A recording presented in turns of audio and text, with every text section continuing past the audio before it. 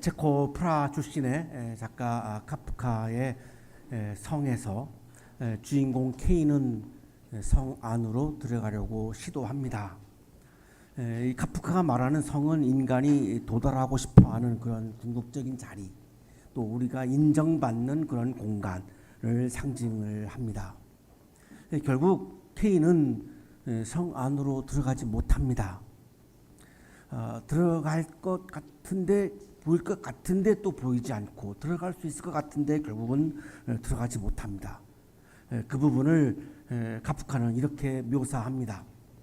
K가 도착한 것은 늦은 저녁 때였다. 마을은 깊은 눈 속에 묻혀 있었다.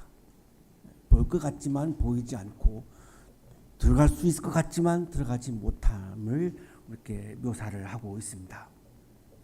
성에 있는 사람들은 K를 환대하지 않습니다. 오늘을 살고 있는 우리들의 모습과 맞닿아 있는 부분이기도 합니다. K는 내가 성 안으로 들어가고 싶고, 내가 성 안으로 들어갈 수 있도록 먼저 성에서 살고 있던 사람들에게 도움을 요청합니다. 내가 들어갈 수 있도록 도와주십시오. 그러나 성 안에 있는 사람들은 응답하지 않습니다.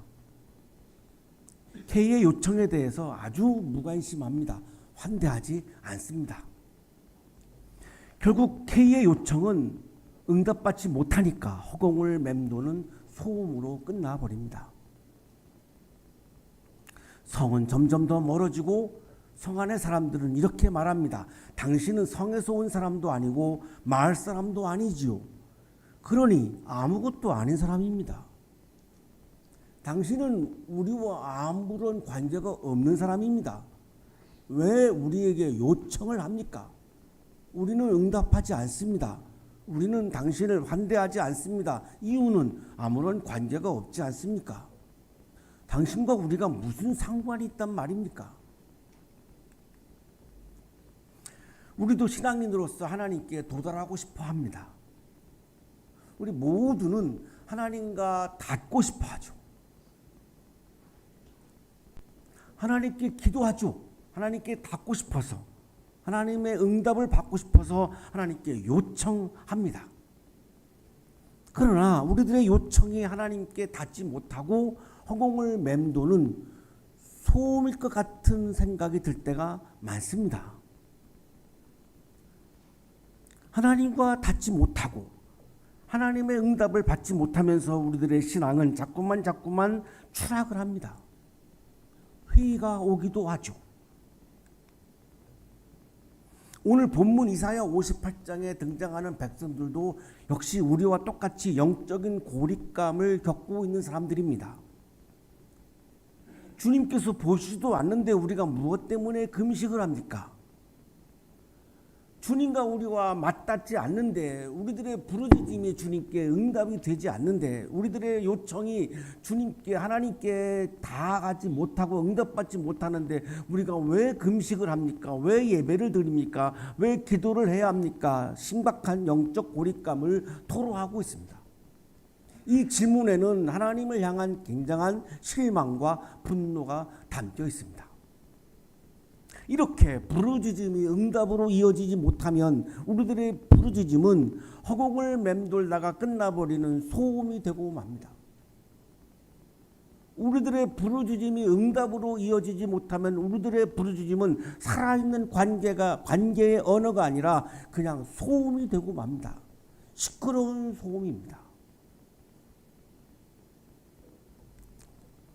관계가 사라지면 하나님과 대화하지 못합니다. 대화가 사라지면 신앙은 관계가 아니라 형식으로 머뭅니다.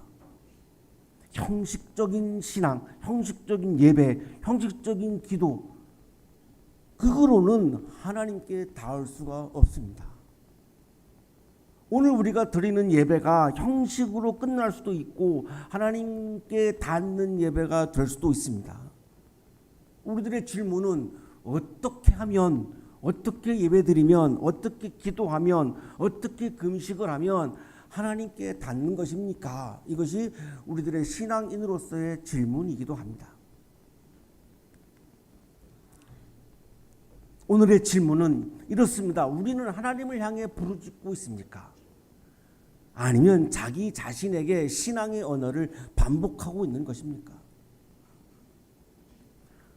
진심으로 내가 하나님을 향해서 기도하고 하나님께 예배드리고 하나님을 향해서 부르짖고 있는 것인지, 아니면 나의 그냥 필요에 의해서 아주 이기적인 마음으로 나 자신을 향해서 신앙에 배워온 훈련받은 신앙의 언어를 계속해서 반복해서 나 자신에게 말하고 있는 것인가?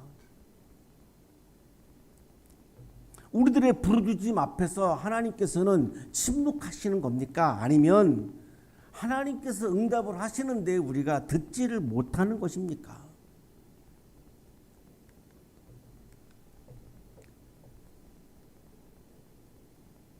오늘 우리가 본문으로 만나고 있는 이사야 58장은 이사야 56장부터 66장까지가 바벨론 포로기 이후에 예루살렘 귀환 공동체를 배경으로 하고 있습니다. 이거를 제3 이사야라고 부르기도 합니다.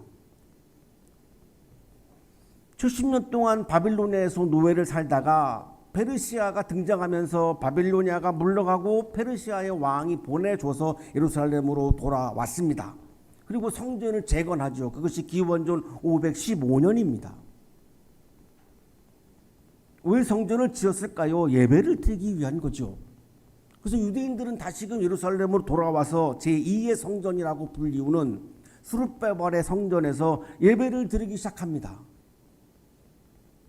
바빌로니아 포로 시절에는 유프라tes 강가에서 쇠고랑을 차고 그냥 고향으로 가고 싶다라고 하는 노래를 불렀지만, 이제는 성전에서 정식으로 예배를 드리고 있는 것이죠. 그런데 하나님께서는 이사야 예언자를 통해서 고발을 하십니다. 나의 백성에게 그들의 허물을 알리고 야곱의 집에 그들의 죄를 알려라, 예배를 드리고 있는데 왜 하나님은 고발을 하실까요? 이게 오늘 살고 있는 우리 한국의 그리스도인들에게도 해당하는 장면이죠. 우리가 예배를 드리고 있지 않습니까? 헌금을 드리고 있지 않습니까? 기도를 드리고 있지 않습니까? 그런데 왜 한국 교회는 왜 무너지고 있는 것입니까?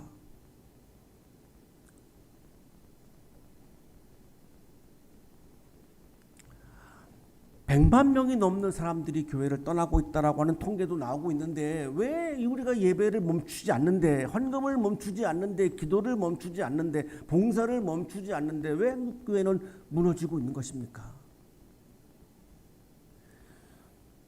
이사야 58장에 나오는 유대인들도 역시 똑같은 질문이죠. 우리가 예배를 회복했지 않습니까? 그런데 하나님은 왜 우리를 고발하십니까? 예배는 회복되었지만 정의는 무너졌다는 것입니다. 경건은 있는데 이웃은 없다는 것입니다.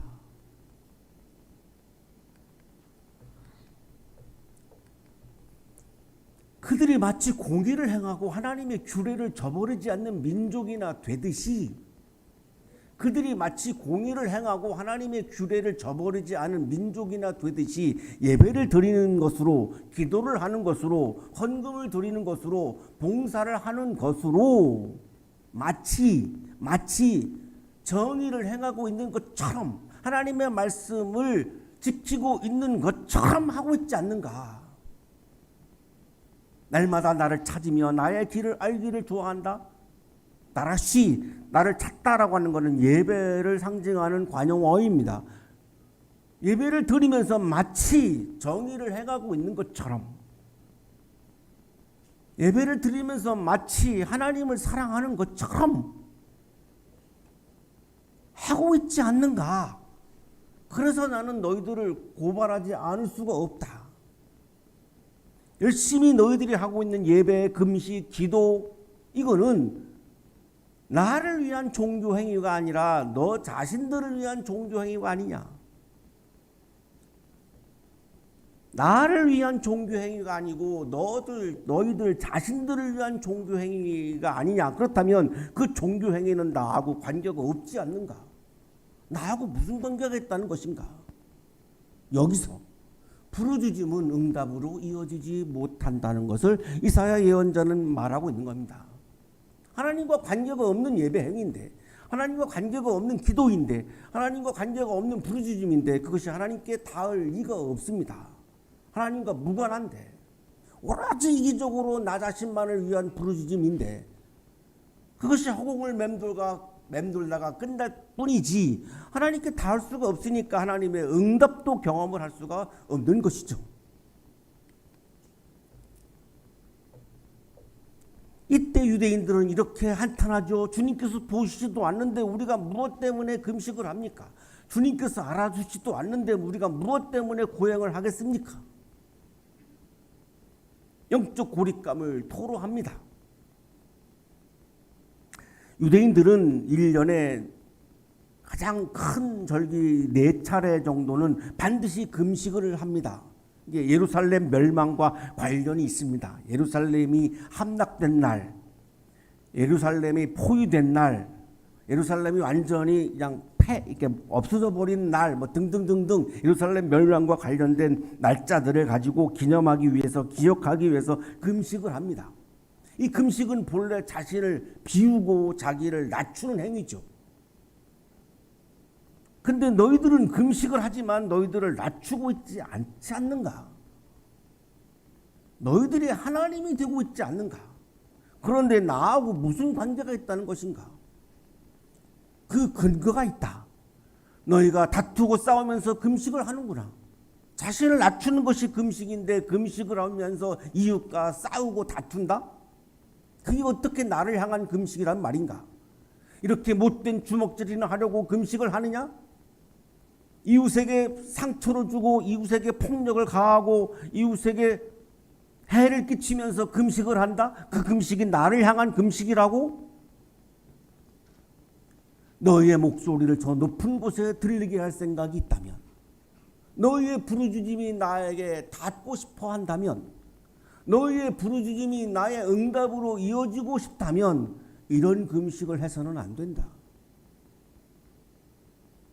이웃을 상실한 경건, 하나님을 잃어버린 경건 행위, 그것으로는 너희들의 부르짖음이 나에게 닿을 수가 없다. 나의 응답을 경험할 수가 없다. 하나님이 보시기에 유대인들의 금식 행위는 하나님을 향한 경건 행위가 아니고 자신들의 이익만을 위한 종교적 행위로 보였던 것입니다. 이것이 어찌 내가 기뻐하는 금식이겠느냐? 이것이 어찌 사람이 통행하며 괴로워하는 날이 되겠느냐? 머리를 갈대처럼 숙이고 굵은 배와 재를 깔고 있는다고 해서 어찌 이것을 금식이라고 하겠으며 주님께서 너희를 기쁘게 반기실 날이라고 할 수 있겠는가? 한국교회는 자비를 잃었습니다. 한국교회는 사랑의 실천을 잃었습니다. 그리고 나서 드리는 예배가, 그리고 나서 드리는 기도가, 그리고 나서 하는 봉사활동이 하나님의 눈에는 전혀 하나님을 향한 경건 행위가 아니라고 보이는 것입니다.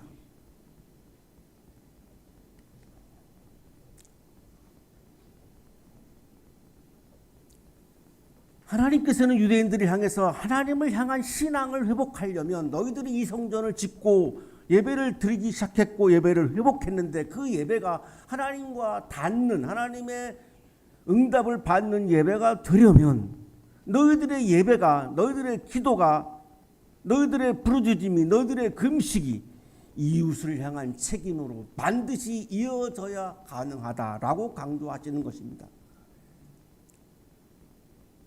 우리의 이웃들은, 난 크리스찬들은, 비그리스도인들은 교회와 그리스도인과 목회자를 더 이상 존경하지 않습니다.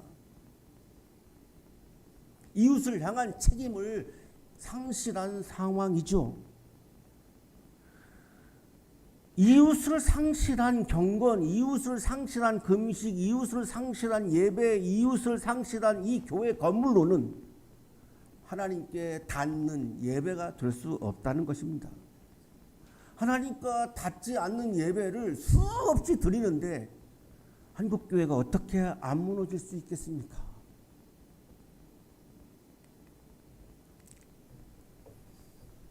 이사야 예언자는 하나님께서 기뻐하는 금식에 대해서 분명하게 선포합니다. 내가 기뻐하는 금식은 부당한 결박을 풀어주는 것, 멍에의 줄을 끌려주는 것, 압제받는 사람들을 놓아주는 것, 모든 멍에를 꺾어버리는 것, 바로 이런 것들이 아니냐. 진정한 금식은, 하나님께서 기뻐하는 금식은 이웃과의 연대의 윤리가 전제되어 있습니다.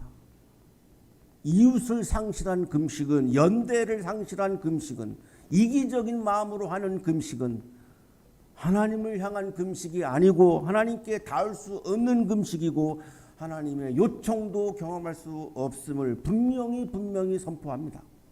하나님께서는 제의보다 관계를, 형식보다는 책임을, 경건보다는 사랑을 중요시 여기는 분이라는 것입니다. 오직 믿음을 부르짖으며 사랑의 실천을 저버리고, 사랑의 실천은 믿음의 본질이 아니라고 우겨대며 사랑과 자비를 잃어버리는 한국교회는 경건만 강조하고 사랑을 잃어버리는 한국교회는 진정한 금식이 아닌, 진정한 예배가 아닌, 진정한 기도가 아닌 것을 마치 진정으로 드리는 예배인 것처럼, 진정으로 드리는 금식인 것처럼, 진실한 마음으로 드리는 기도인 것처럼 착각을 해왔던 것입니다. 그래서 우리의 예배는 하나님께 닿지 못했고 하나님의 응답을 받지 못했고, 한국 교회는 살아있는 신앙 공동체가 아니라 형식적인 그냥 종교 단체로 추락하고 있는 것입니다. 또한 굶주린 사람에게 너의 먹거리를 나누어 주는 것, 떠도는 불쌍한 사람을 집에 맞아들이는 것이 아니겠느냐. 헐벗은 사람을 보았을 때에 그에게 옷을 입혀주는 것, 너의 골육을 피하여 숨지 않는 것이 아니겠느냐. 하나님께서 진정으로 기뻐하는 금식은 무엇입니까? 사랑과 정의를 실천하면서 드리는 금식, 예배, 기도가 하나님께서 진정으로 기뻐하는 금식이요 기도요 예배임을 이사야 예언자는 선포하고 있지 않습니까? 이웃을 사랑하지 않으면서, 사랑을 실천하지 않으면서 드리는 기도는 그냥 소음일 뿐임을 선포하고 있습니다. 오늘 이 시간에도 한국 교회에서 어마어마한 큰 소리로 통성기도를 하고 있을 것입니다. 하나님은 그 통성기도를 그냥 소음이라고 여기신다는 것입니다. 제1 이사야도 이미 1장 15절에서 이렇게 말씀했습니다. 너희가 아무리 많이 기도를 한다 하여도 나는 듣지 않겠다. 너희의 손에는 피가 가득하다. 이웃을 해치면서, 이웃을 사랑하지도 않으면서, 사랑을 실천하지도 않으면서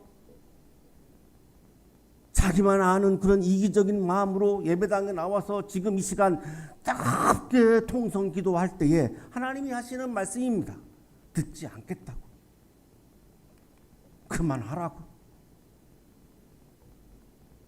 이사야의 예언자는 오늘 아침 하나님께서 존재하지 않는 것이 아니라 정의가 무너질 때 하나님은 전혀 응답하지 않음을 선포하고 있습니다.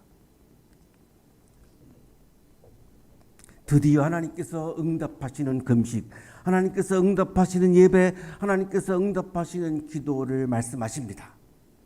그리하면, 사랑과 정의를 실천하면,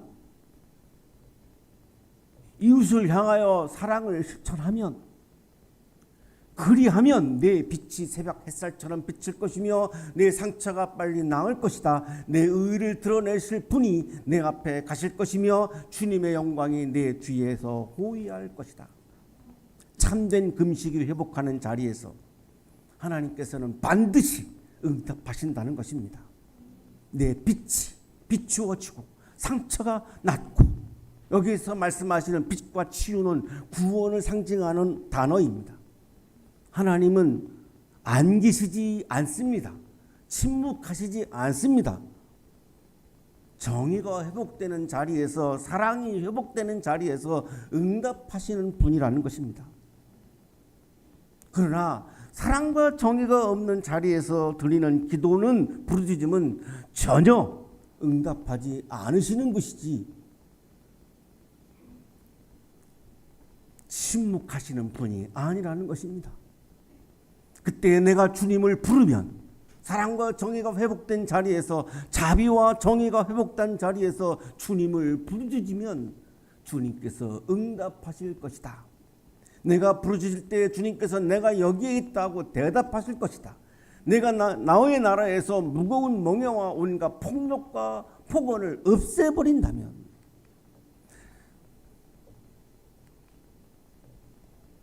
성서에서 말씀하시는 구원은 하나님과의 관계가 다시 열리는 사건입니다. 나와 하나님과의 관계가 다시 회복되는 사건이 바로 구원 사건입니다.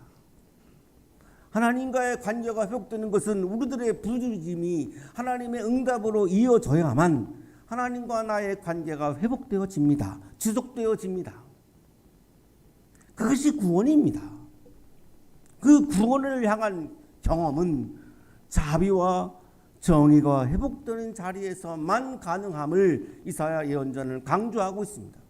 내가 너의 정성을 굶주린 사람에게 쏟으며 불쌍한 자의 소원을 충족시켜주면 너의 빛이 어둠 가운데서 나타나며 캄캄한 밤이 오히려 대낮같이 될 것이다. 어두운 밤길을 걸어가고 있는 우리들의 인생, 캄캄한 길을 걸어가고 있는, 앞이 보이지 않는, 미래가 보이지 않는 어두운 길을 걸어가고 있는 우리들의 인생에 어떻게 빛이 비춰오는가? 어떻게 하나님의 광명의 빛이 비춰오는가? 그것은 자비와 정의가 회복된 자리에서 우리가 부르짖고 하나님의 응답을 경험할 때에 하나님께서는 어두운 길을 걸어가는 우리들에게 환한 빛을 비추어 주고, 오랫동안 어두운 길을 걸어가면서 상처받을 대로 상처받아서 이제는 거의 견디다 못해 쓰러질 정도로 상태가 되어버린 우리를 다시 치유해 주시고 우리를 회복시켜 주시고 새로운 길로, 빛의 길로 인도해 주신다는 것입니다. 언제? 이웃이 있는 경건이 있을 때, 자비와 정의가 살아있는 경건이 있을 때, 주님께서 너를 늘 인도하시고 메마른 곳에서도 너의 영혼을 충족시켜 주시며 너의 뼈마디에 원기를 주실 것이다. 너는 마치 물된 동산처럼 되고 물이 끊어지지 않는 샘처럼 될 것이다.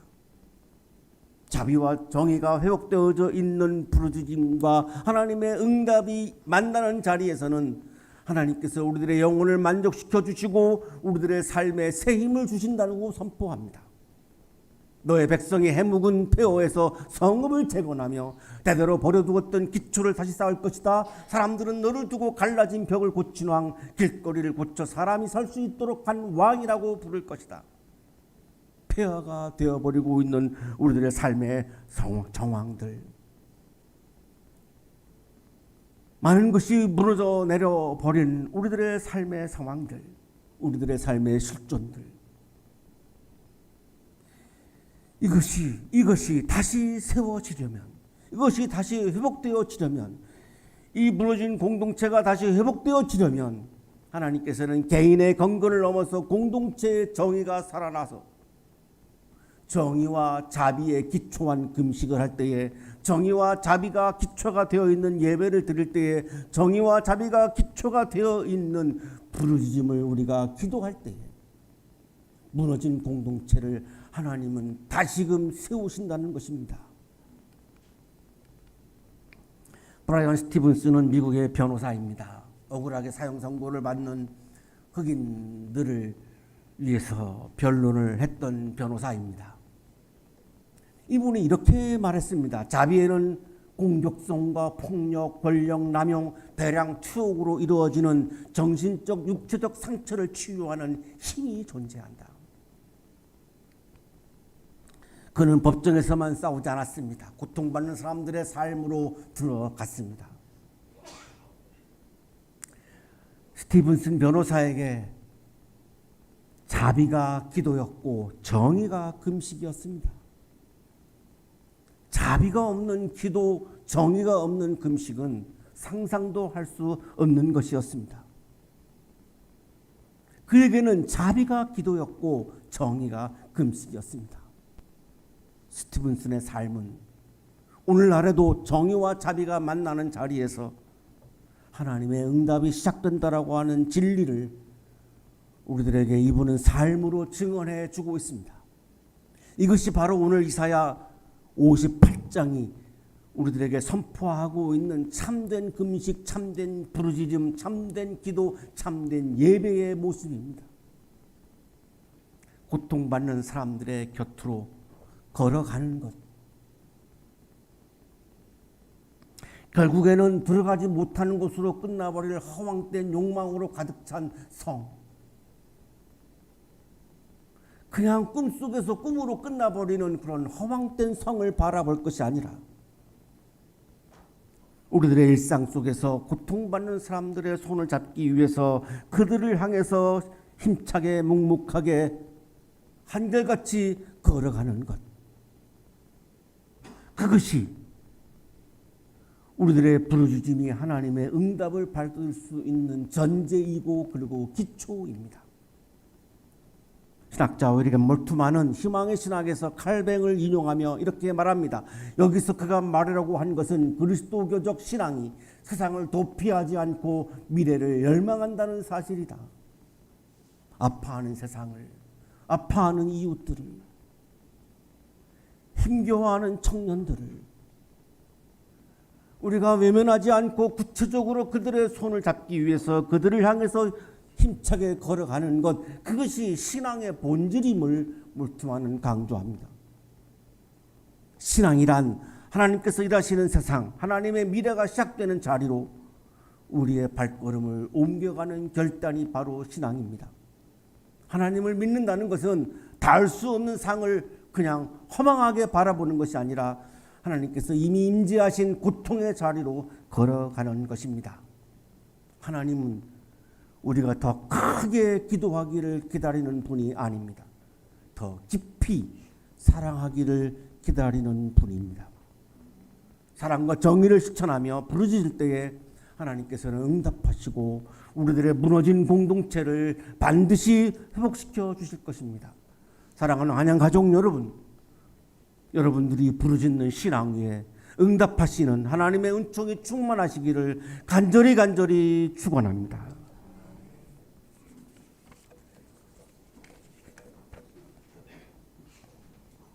자비로우신 하나님, 우리의 기도가 허공을 치는 소음이 되지 않게 하소서. 금식하면서도 이웃을 외면했던 위선을 용서하시고 정의가 예배가 되고 사랑이 기도가 되는 삶을 살게 하옵소서. 예수 그리스도의 이름으로 기도하옵나이다.